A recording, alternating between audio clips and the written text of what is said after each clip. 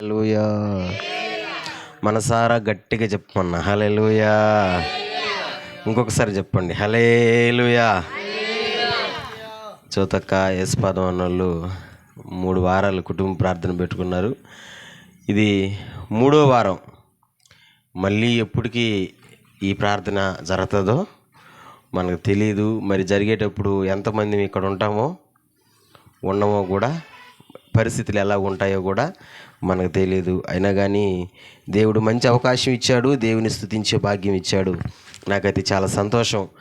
First వారం బ్రహ్మాండంగా జరిగిందా జరగలేదా? జరగలా. 2వ వారం, ఈ 3వ వారం ఇంకా కదా. కాబట్టి నిజంగా నేనేమంటానంటే, దేవుని కృప ఉంటేనే దేవుని కార్యాలు గొప్పగా జరుగుతాయి. ఈరోజు ఒక ఆటంకం వచ్చింది కదా. ఏం ఆటంకం చెప్పండి? అంతా కరెంట్ ఉంది, ఎక్కడే లేదు కరెంటు.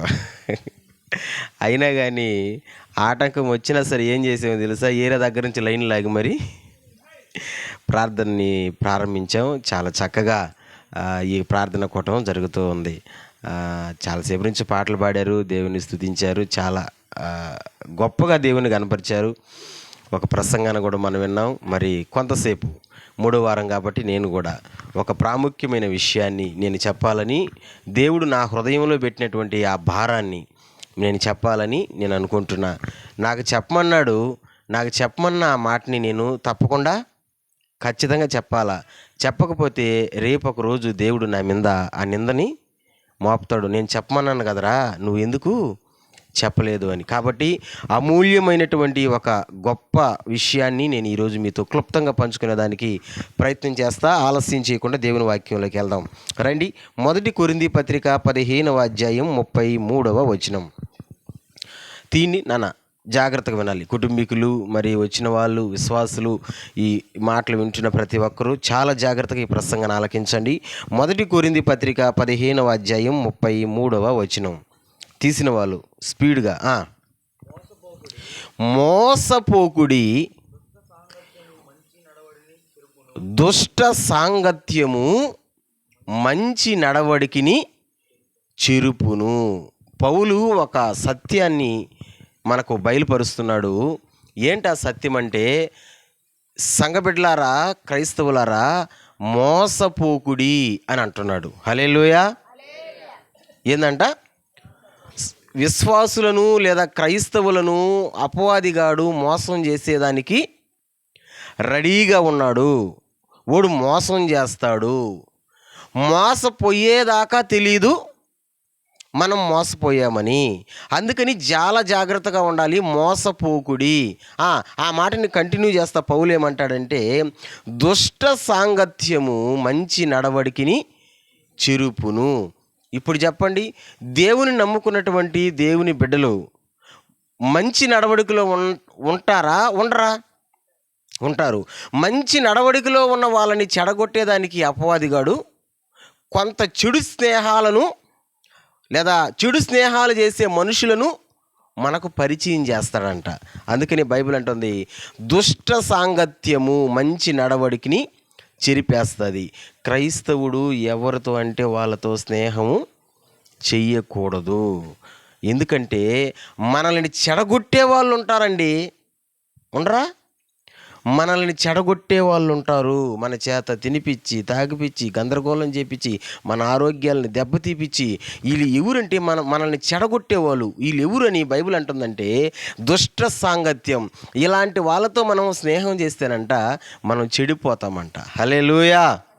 గట్టిగా చెప్పండి హల్లెలూయా. గట్టిగా చెప్పండి హల్లెలూయా. పాలు ఎట్టుంటాయమ్మా? పాలు రుచి ఎట్టుంటాయి? బాగుంటాయా? రుచి నేను అడిగా. రుచి అంటే రుచేనా? పాలు తీయంగా ఉంటాయి కదా. పాలు ఆ తీయంగా ఉన్న ఆ పాలల్లో కొంచెం మనం సేవరి వేస్తాం చూడండి, అంటే మజ్జిగ చుక్క. మజ్జిగ ఏ రుచిలో ఉంటాయి? పుల్లగా ఉంటాయి. కరెక్ట్. తీయంగా ఉండే పాలు ఒక లొట్టుడు ఉన్నా సరే, మజ్జిగ ఒక సుక్క వేసామనుకో, ఈ మజ్జిగ ఏం చేస్తుంది? అన్నిటినీ పుల్లంగా చేసేస్తుంది కదా. ఇంకా తీపిదనం దాంతో. అది క్రైస్తవుడు గ్రహించాల్సిన సత్యం. మంచి నడవడికిని చెరిపేసేదానికి అపవాదిగాడు చెడు స్నేహాలను చేపిస్తాడు. అందుకని పౌలు అంటున్నాడు, మోసపోకుడి.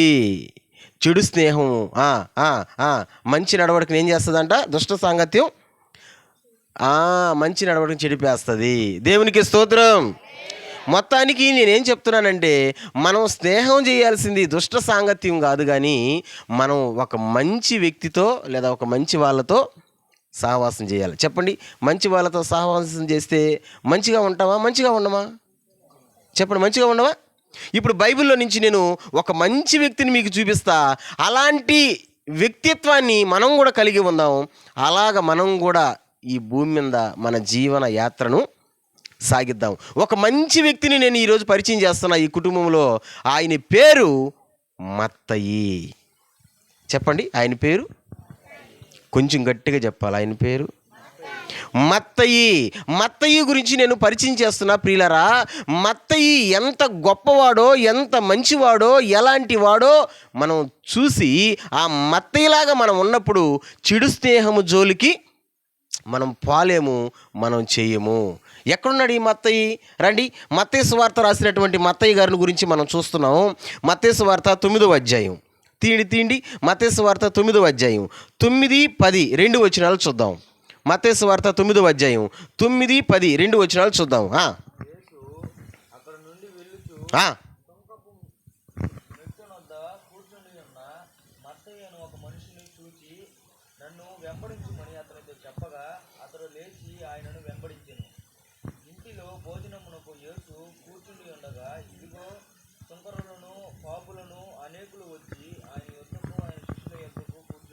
ఆమేన్, హల్లెలూయా. 9వ వచనం నిదానంగా చూడండి. చదివే వాళ్ళందరూ చదవండి. 9వ వచనం చదివే వాళ్ళందరూ చదవండి. Ready, start. యేసు అక్కడ నుండి వెలుచు సుంకపు మెట్టునద్ద కూర్చుని ఉన్న మత్తయిను ఒక మనిషిని చూచి నన్ను వెంబడించమని. యేసు ప్రభు పోతా ఉంటేనంట ఒక అతను సుంకపు మెట్టు దగ్గర కూర్చో ఉన్నాడంట. ఆయన పేరు మత్తయి. బాగా వినాలి. సుంకపు మెట్టు అంటే అర్థం ఏంటంటే, ఈయన పని ఏంటంటే ట్యాక్స్ కలెక్టర్. అంటే సుంకాన్ని వసూలు చేసేవాడు, ట్యాక్స్ గడించుకునేవాడు. ట్యాక్స్ బాగా వినండి. ట్యాక్సులు గడించుకుంటారు. ఇప్పుడు మనం కట్టమా కొలాయి పన్ను పన్నులు. ట్యాక్స్ అంటే పన్నులమా. కొలాయి పన్నుని, కరెంటు పన్నుని, ఆ పన్నుని, ఇంటి పన్నుని, ఆ పన్నుని, ఈ పన్నుని కడతాం కదా, రైట్. ఈ మత్తయి కూడా ట్యాక్స్ కలెక్టర్. రోమా ప్రభుత్వములో ఒక మంచి హోదా, మంచి ఉద్యోగంలో ఉన్నాడు ఈయన. మంచి ఉద్యోగం. ఏందా ఉద్యోగం అంటే పన్ను వసూలు చేసేవాడు. అక్కడ కూర్చొని పన్నులు వేస్తూ ఉంటాడు. పన్నులు జనాలు వచ్చి కడతా ఉంటారు. బాగా వినాలి. రోమా ప్రభుత్వం ఎలాంటి ప్రభుత్వం అంటే, ఇదిగో మాకు ఇంత ట్యాక్స్ వసూలు చేసి ప్రజల దగ్గర నుంచి ఇవ్వాలా అనేసి ఒక సర్టిఫికేట్ అంటే ఒక అంకిని చెప్పేస్తుంది. ఇప్పుడు దానికంటే ఎక్కువ వసూలు చేసుకున్నాడు అనుకో, వాళ్ళు అడిగింది వాళ్ళకిచ్చేసి మిగిలింది ఎంత మిగిలినా సరే తను ఎత్తేసుకుంటాడు. మీకు అర్థం కాలేదా? ఇప్పుడు ఉదాహరణకి రోమా ప్రభుత్వం ఇదిగో ఈ ప్రజల మీద మత్తయ్య మాకు 1,00,000 రూపాయలని నువ్వు దండి పెట్టు అని చెప్పిందనుకో, ఇప్పుడు ఈ మత్తయ్య ఏం చేస్తాడంటే 1,00,000 రూపాయలకి 2 లక్షలు వసూలు చేశాడు అనుకో, 1,00,000 రూపాయలు కడతాడు, 1,00,000 రూపాయలు నొక్కేస్తాడు. ఈ డబ్బులు వసూలు చేసుకునే దానికంట ఏం చేసేవాడంటే ప్రజల మీద రకరకాల పన్నులు వేసేవాడంట. అందుకంటే ప్రజలకి ఈ మత్తయ్య అంటే పరమ అసహ్యం. ఎందుకంటే వీడికి చిన్న డబ్బు పిచ్చి కాదు, చిన్నటోడు కాదు, వీడికి చిన్న డబ్బు పిచ్చి కాదు, చిన్నటోడు కాదండి. ప్రజలు ఈ మత్తయ్యని ఏం చేస్తున్నారంటే అసహ్యించుకుంటున్నారంట. ఉన్నారా ఈ ప్రజలను? మత్తయ్యని మెచ్చుకోవడం వల్ల అసహ్యించుకుంటున్నారు. ఎందుకంటే ట్యాక్స్ మీద ట్యాక్స్, పన్ను మీద పన్ను వేసి పీల్చి పిప్పి చేస్తున్నాడు జనాలని. అంతే కదా. ఈ మత్తయి క్యారెక్టర్ ఎలాంటి క్యారెక్టర్ అంటే, పూర్తిగా ఇతను దేని మీద తన మనసంతా పెట్టేశాడంటే, ఒక మాటలో చెప్పాలంటే డబ్బుల మీద పెట్టేశాడు కదా. దేని మీద? అంతే కదా. ఇప్పుడు పన్ను మీద పన్ను వేసి డబ్బుల మీద పూర్తిగా మనసు పెట్టేశాడు. నేను ఒక మాట చెప్పనా నానా, మనకు డబ్బులు అవసరమేంట్రా, కానీ పూర్తిగా మన మనసు దాని మీద పెట్టకూడదు. దేని మీద? డబ్బుల మీద పెట్టకూడదు. బైబిల్లో ఒక మాట చూపించినా, ఒకసారి చూడండి సామెతల గ్రంథం, ఒకసారి చూడండి ఆ మాట త్వరగా. సామెతల గ్రంథం 11వ అధ్యాయం 28వ వచనం. సామెతల గ్రంథం 11వ అధ్యాయం 28వ వచనం. ధనమును నమ్ముకొనువాడు, మనము ధనమును గనక నమ్ముకుంటే ఏమైపోతామంట? ఇప్పుడు మత్తయి దేన్ని నమ్ముకో ఉన్నాడు? డబ్బును నమ్ముకో ఉన్నాడు. బైబిల్ అంటుంది డబ్బును గనక మనం నమ్ముకుంటే ఏమైపోతాము? ఇంకొక మాట అదే సామెతల గ్రంథంలో చూడండి 27-24.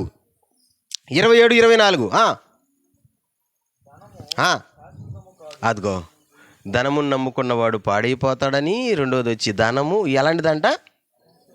కొంచెం గట్టిగా చెప్పండి, ఎలాంటిదంట? గట్టిగా చెప్పండి, ఎలాంటిదంట? కాబట్టి దాన్ని మనం నమ్ముకోవచ్చా, నమ్ముకోకూడదా? చెప్పండి, మనం నమ్ముకోవచ్చా, నమ్ముకోకూడదా? కానీ ఇప్పుడు ఈ మత్తయి దేన్ని నమ్ముకొని ఉన్నాడు? ధనాన్ని నమ్ముకొని ఉన్నాడు. ప్రజలు అసహ్యించుకుంటున్నారు. ఏంద్రయ్యుడు ఇలాగున్నాడు, ఏంద్రయ్యుడు ఇలాగున్నాడు. ఈరోజున చాలామంది కూడా అలాగే ఉన్నారు ప్రియులారా. మత్తయి ఇలాగున్నారు. ఎలాగున్నారంటే వాళ్ళ ధ్యాస, వాళ్ళ ఆశ మొత్తం ఏంటది? డబ్బులు డబ్బులు డబ్బులు డబ్బులు డబ్బులు డబ్బులు డబ్బులు డబ్బులు. మనుషులకు కూడా విలువ ఇవ్వడం వల్ల దేనికి విలువ ఇస్తారు చెప్పండి? డబ్బుకి ఇస్తారు. నేను ఒక మాట చెప్పనా, మనుషుల కంటే విలువ కాగితాలకు ఇస్తారు కదా. ఇప్పుడు మనిషి ఎక్కువ, కాగితం ఎక్కువ? కాగితం ఎక్కువ అంటారా? నిజమే, కాగితమే ఎక్కువ.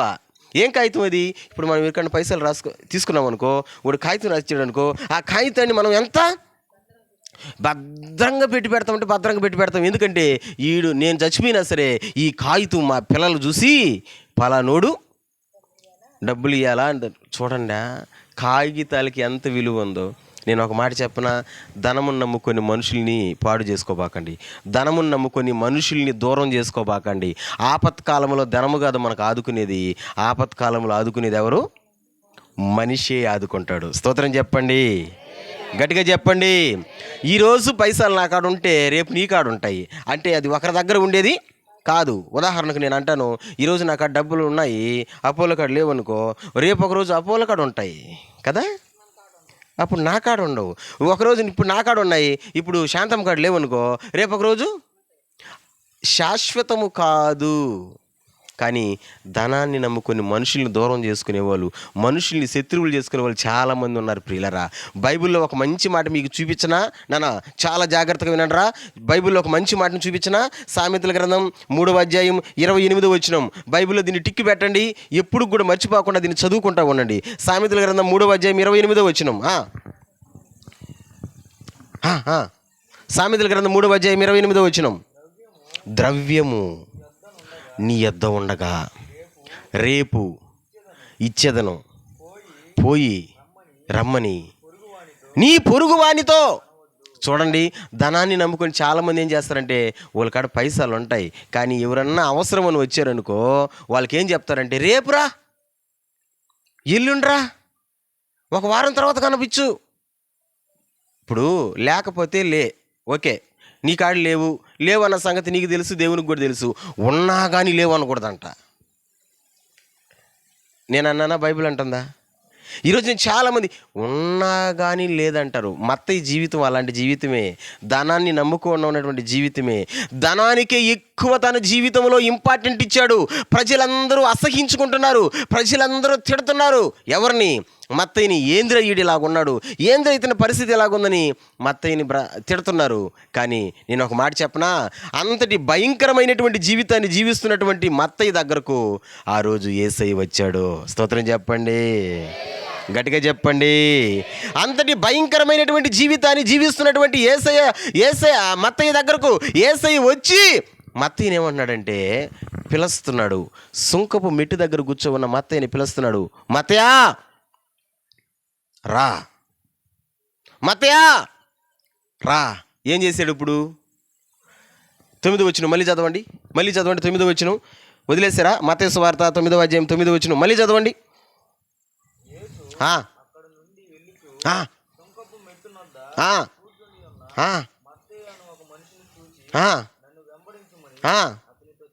ఆ, ఆ, అదిగో యేసయ్య పిలవంగానే, యేసయ్య రమ్మనంగానే వెంటనే లేచంట యేసయ్యతో కూడా వస్తున్నాడు. ఎంత గొప్ప విషయమో చూడండి. ఏం పని చేస్తున్నాడు ఆయన? మరి చెప్పండి రా, ఏం పని చేస్తున్నాడు? ఏ పనులు బిజీగా ఉన్నాడు? పైసలు సంపాదించే పనిలో బిజీగా ఉన్నాడు. అలాంటి వ్యక్తిని ఇప్పుడు యేసుప్రభు ఏం చేస్తున్నాడు? పిలిచాడు. పిలిచిన వెంటనే ఏం చేశాడు? వాయిదా వేసాడా? రేపు వస్తానయ్యా, ఈరోజు పని ఉంది అన్నాడా? ఎల్లుండి వస్తానయ్యా అని అన్నాడా? చెప్పండిరా, దేవుని దగ్గరికి రావడంలో వాయిదా వేయకూడదు. దేవుని పని చేయడంలో వాయిదా వేయకూడదు. వాయిదా అనేది దేవుని పనిలో అది పనికి రాదు, వేయకూడదు అంతే వాయిదా. చాలామంది ఏమంటారంటే వాయిదాలు వేస్తారు. ఒక అక్క ఉంది, ఒక అక్క నాకు తెలిసిన అక్క బయట మన సంఘంలో. అక్కకి ఆడపిల్లకాయలు, మగపిల్లకాయలు లేరు. మగపిల్లడు కావాలని ఆశ అక్కకి. ఒక బిడ్డని తెచ్చుకునింది, సాక్కునింది. మగబిడ్డని చర్చికి తీసుకొచ్చి, సారా ఈ బిడ్డకి ఏం పేరు పెడతావు సారా అనింది. నేనేమన్నానంటే, అక్క ఈడు నువ్వు తెచ్చుకున్న బిడ్డ అయినా సరే, నువ్వు సాక్కుంటున్న బిడ్డ అయినా సరే, ఈడు రాజులాగా బతుకుతాడక్క, ఈడి పేరు రాజు అని పెట్టా. ఏం పెట్టాను? రాజు అని పెట్టా. ఏ దేశానికి నాకు తెలియదు, మొత్తానికి రాజు అని పేరు పెట్టా. పేరు పెట్టింది మొదలుకొని ఆ మరుసటి వారం నుంచి చర్చికి రావడం మానేసింది. ఎందుకు రావడం మానేసిందని నేను ఎంక్వైరీ చేస్తే అక్క నిందంట, చిన్న పిల్లోడు, ఈ పిల్లోడు పెద్ద ఈ భోజనం తినిందాక నేను ఈ చర్చిలోకి రాను వేసేసింది. పెద్ద వాయిదా అంటే ఇంచుమించు ఇంకా ఒక 3 సంవత్సరాల దాకా నేను రాను అని డైరెక్ట్గా కాకుండా ఇండైరెక్ట్గా చెప్పేసింది. నేను అంటాను, నువ్వు 3 సంవత్సరాలు చర్చికి రాకుండా ఉంటే 3వ సంవత్సరం తర్వాత నీ కాలు ఎక్కుతుందా? ఎక్కుతుందమ్మా. ఇప్పుడు ఒక పిల్లోడు వాడు 10 రోజులు బడికి బాలేదు, 11వ రోజు పోతాడా? ఇప్పుడు సెలవులు వచ్చాయి కదా, మన సెలవులు రాలా? ఏం సెలవులా? ఎన్ని రోజులా? 40 50 రోజులు. 51వ రోజు ఎవడైనా సరే సంతోషంగా పోయాడా బడికి? ఏ బిడ్డైనా ఎట్ట పోయి ఉంటారు? ఎట్టమంటారా? అరే ఒక అక్క అంటుంది, నా ఆటోలో ఎక్కి హాస్టల్ వదిలేసి వస్తున్నాను, మా బిడ్డని రాత్రి వచ్చేసాడు అంటుంది. యా నుంచి అంట? హాస్టల్ నుంచి అంట. అక్క ఎట్టొచ్చాడు అక్క అంటే లిఫ్ట్ అడిగాడంట, బైక్ వాళ్ళని లిఫ్ట్ ఇచ్చారంట, తీసుకొని వచ్చి చూడండి దారి మధ్యలో ఎవరు ఎత్తుకెళ్ళిపోయింటే ఏంది పరిస్థితి? మరి 50 రోజులు ఇంటికాడ ఉండేవు కదంట్రా. అర్థం కాలేదా మీకు నేను చెప్తుండేది? మరి నువ్వు 3 సంవత్సరాలు ఇంటికాడ ఉంటే 3 సంవత్సరాల తర్వాత నువ్వు కాలు ఎక్కుతుందా? అట్టే అన్నిరాలైపోయింది. దేవుడు పిలిచినప్పుడు దేవుని పనిలో దయచేసి నేను చెప్తున్నాను సంగమా, మత్తేను చూసి మనం ఏమి నేర్చుకోవాలంటే వాయిదా వేయకూడదు. రేపు మాపు అని ఈరోజున చాలామంది వాయిదాలు వేస్తారండి. పని చెప్తే, అందులో దేవుని పని చెప్తే వాయిదా వేస్తారండి. ఇప్పుడు కాదులే, మళ్ళీ చూద్దాం, మళ్ళీ చూసుకుందాం. ఏంది మళ్ళీ గడికి పెళ్ళి అన్నట్టుగా? ఏంది మళ్ళీ అంటే కుదరదు. అంటే వాయిదా వేయకూడదు. నేను ఎందుకు చెప్తున్నానంటే, వాయిదా వేస్తే ఎప్పుడు ఏది జరుగుతుందో మనకు తెలియదు. అందుకే ఈయన సాయిల్ అన్న ఒక మంచి పాట పాడాడు, మీకు గుర్తుందా పాట? గుండె సూదికి ఎట్టెత్తుకోవాలి ఆ పాటమా? జోబులు పెన్నకి గ్యారెంటీ ఉంది, గుండె సూదికి గ్యారెంటీ ఉంది.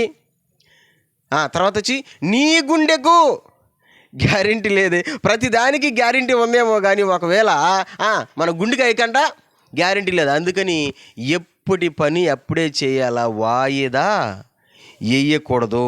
అవునని వాళ్ళ స్తోత్రం చెప్పండి, గట్టిగా చెప్పండి. నీకు ఒక మంచి మాట చెప్తా, మీ హృదయాలు రాసి పెట్టుకోండి. ఒకవేళ మీకు చదువు వస్తే బుక్కుల మీద రాసి పెట్టుకోండి. బాగా వినండి. ఈ నేడే అనేది దేవుని మాట, రేపు అనేది సైతాన్ గడి మాట. మళ్ళీ చెప్పనా? నేడే అనేది చెప్పండి. నేడే అనేది కావాలంటే మీరు గమనించండి. యేసయ్య ప్రతిసారి రేపు అని చెప్పలా. నేడు ఈ ఇంటికి రక్షణ వచ్చి ఉన్నది. ఎవరింటికి అది? భలే చెప్పారు, జక్కయ్య ఇంటికి. నేడే రక్షణ దినం. నేడు నేను నిన్ను కని ఉన్నాను.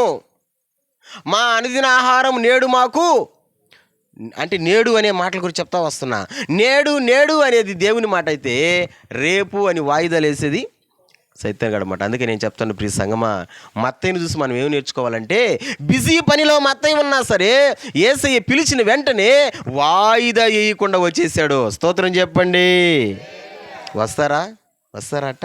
మత్తయ్యలో మనం నేర్చుకోవాల్సినటువంటి ప్రాముఖ్యమైన విషయం, వాయిదా వేయలేదు.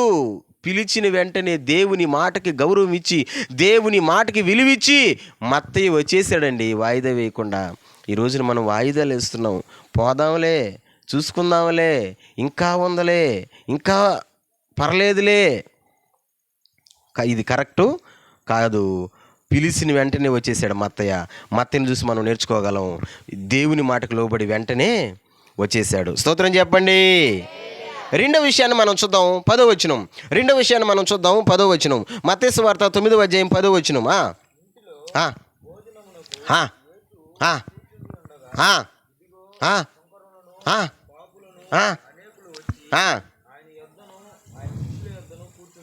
మత్తయి ఇంట్లో యేసు ప్రభు భోజనానికి కూర్చో ఉన్నాడంట. వినండ్రా, ఇదొక మాట.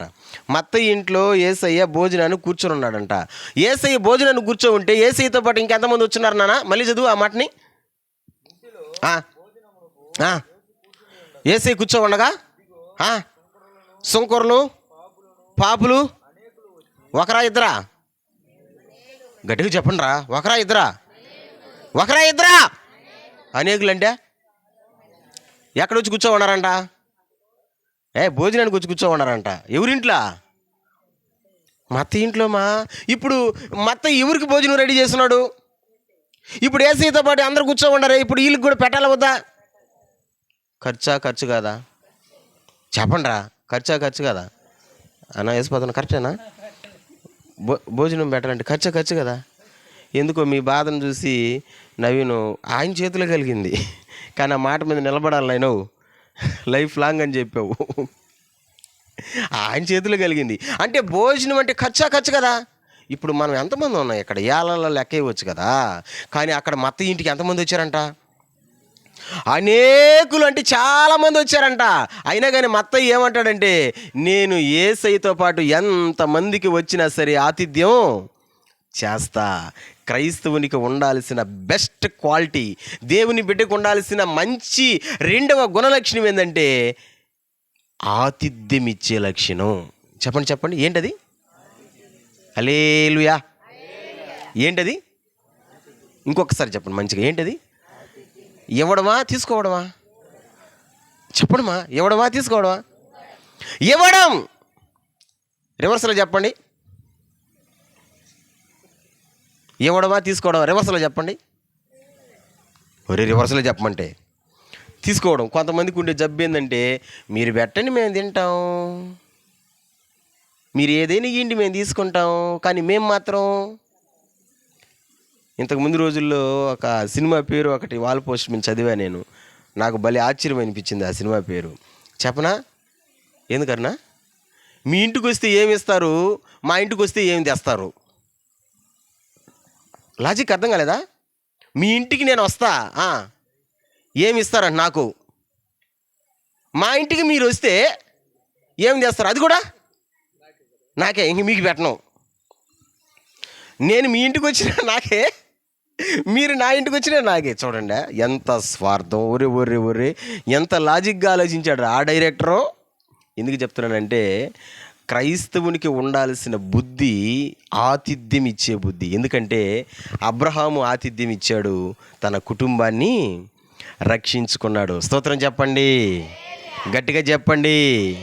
లోతు ఆతిథ్యం ఇచ్చాడు, ఆ ప్రమాదము నుంచి బయట పడ్డాడు. నేను అదే చెప్తున్నాను. మత్తయిలో మనం నేర్చుకుంటున్నటువంటి రెండవ ప్రాముఖ్యమైన విషయం ఏంటంటే, ఆయన ఆతిథ్యం ఇచ్చేవాడు. అనేక మంది యేసయ్యతో కూడా వచ్చాడు, భోజనాన్ని కూర్చున్నా సరే నేను ఎంతమందికైనా సరే ఆతిథ్యం ఇస్తానని ఆతిథ్యం ఇచ్చాడు. ఈ రోజున వాక్యం వింటున్నటువంటి నా ప్రియ బిడ్డ, ఫస్ట్లో యేసయ్య పిలవకముందు, యేసయ్య దగ్గరకు రాకముందు మత్తయి భయంకరమైన జీవితాన్ని జీవించాడు. ప్రజలందరూ తిట్టేటువంటి జీవితం, ప్రజలందరూ అసహించుకునేటువంటి జీవితం జీవించాడు. ఎప్పుడైతే యేసయ్య వచ్చి పిలిచాడో వాయిదా వేయకుండా వచ్చేసాడు. అది మొదటిది. హల్లెలూయా. కాబట్టి మనం ఏసే దగ్గరికి ఎట్ట రావాలా? రేపు ఆదివారం వస్తాములేండి పాస్టర్ గారు, ఆ తర్వాత ఆదివారం నమ్మకం లేదు అనకూడదు. ఈ ప్రార్థనకు వస్తే మళ్ళీ ప్రార్థనకి వస్తాములేండి అని అనకూడదు. వాయిదా వేయకూడదు. అది మత్తయిలో మనం నేర్చుకుంటున్నాం. రెండవది ఇప్పుడే చెప్పానే, ఒకరికా ఇద్దరికా? అనేకులకి ఆతిథ్యం ఇచ్చాడు. ప్రియులరా, ఎంత గొప్ప వ్యక్తో కదా, ఎంత మంచి వ్యక్తో కదా. నేను మీకు కూడా ఈ రెండు విషయాలని నేను ఎందుకు నొక్కి చెప్తున్నానంటే, మత్తయ్య దేవుడు పిలిచినప్పుడే వచ్చి ఇదిగో ఆతిథ్యం ఇచ్చాడు. కాబట్టి మత్తయ్యకి దక్కిన భాగ్యం ఏంటంటే, మత్తయ్య సువార్తను రాసింది ఆయనే. చెప్పండి రా, బైబిల్లో కొత్త నిబంధన ఉందా లేదా? ఫస్ట్ గ్రంథం పేరేంది? ఎవరికి దక్కుతుంది ఆ భాగ్యం? ఫస్ట్ తన జీవ గ్రంథంలో లేదా బైబిల్ గ్రంథంలో మొదటి స్థానం ఇచ్చాడు దేవుడు. ఎవరికి? మత్తయ్యకి. ఇంకొక మాట చెప్పనా? మత్తయ్య ఏం పని చేసేవాడని చెప్పానమ్మా? లెక్కలు రాసేవాడు కదా. అదే లెక్కలు రాసేవాడు కదా. మత్తయి సువార్తలో లెక్క ఉంది, చెప్పగలరా మీరు? ఏం లెక్క అది? మత్తయి సువార్తలో లెక్క ఉంది, ఏం లెక్క చెప్పగలరా? అరే, మొదటి అధ్యాయంలో లెక్క ఉందో చూడండి. యేసుక్రీస్తు వంశావళి లెక్క ఉందో చూడండి. లేదా ఎంత బాగా రాస్తాడో చూడండి. అంత బాగా ఎందుకు రాశాడంటే, అయ్యగారు చేస్తున్న పనే ఆ పని ఎంత మంచిగా లెక్క రాశాడో చూడండి. అందుకని నేను అంటాను, మత్తయిలాగా మనం కూడా వాయిదా వేయకుండా వస్తే మనకు కూడా దేవుడు మనల్ని కూడా అత్యధికంగా దేవుడు దీవిస్తాడు. మనల్ని కూడా దేవుడు ఆయన జీవ గ్రంథంలో ఆయన పేరు, మన పేరు రాసేటట్టు చేస్తాడు. రాయాలంటే చెప్పండి, వాయిదా. గట్టిగా చెప్పండి, వాయిదా. అరే చెప్పండి రా, వాయిదా. రెండవది, ఫస్ట్లో ఒక మాట చెప్పా, మనం ధనమును కాదు నమ్ముకోవాల్సింది. ఎవరు నమ్ముకోవాలా? దేవుణ్ణి నమ్ముకోవాలా. దుష్ట సాంగత్యం అంటే మనల్ని చెడగొట్టే వాళ్ళు కొంతమంది ఉంటారు. దయచేసి ఆ దుష్ట సాంగత్యం మనం చేయకూడదు. చేస్తే మనల్ని చెడగొడతారు వాళ్ళు. మోసపోయేదాకా తెలియదు మనం మోసపోయామని. కాబట్టి ఈ జాగ్రత్తలు కలిగి ఉందాం. మత్తయిలాగా మనం ఉందాం, వాయిదా వేయకుండా వద్దాం. మత్తయిలాగా మనం ఆతిథ్యం ఇచ్చే వాళ్ళంగా ఉందాం. మన కుటుంబాలని మన దేవుడు సదాకాలం దీవించి నడిపించునుగాక. ఆమేన్. తల వంచండి, సాధ్యమైతే మోకరించండి, ప్రార్థన చేద్దాం. ప్రభువా, ఇంత గొప్ప అవకాశాన్ని మీరు ఇచ్చారు, ఇంత గొప్ప సన్నిధిని మీరు ఇచ్చారు ప్రభువా. స్తుతించే భాగ్యాన్ని ఇచ్చారు ఈ 3వ వారం తండ్రి. నాయనా, సుంకపు గుత్తదారుడైన మత్తయి గురించి మేము మాట్లాడుకున్నాం తండ్రి. ప్రజలందరూ అసహించుకునేటువంటి జీవితం, ప్రజలందరూ తిట్టేటువంటి జీవితం జీవిస్తున్నాడు. కానీ చివరికి ప్రజలందరూ మెచ్చుకునే జీవితంగా మీరు మార్చారు ప్రభా. జీవితాన్ని నువ్వు పిలిచిన వెంటనే వచ్చేసాడు ప్రభా. అంత మాత్రమే కాకుండా తండ్రి, ఆతిథ్యం ఇచ్చేటువంటి వ్యక్తిగా నిలబడ్డాడు ప్రభా. తండ్రి, ఈ నామానికి మహిమకరంగా మత్తయిలాగా మమ్మల్ని అందరిని మార్చు, కుటుంబీకులను మార్చు, విన్న బిడ్డలను మార్చు. ప్రార్థించండి.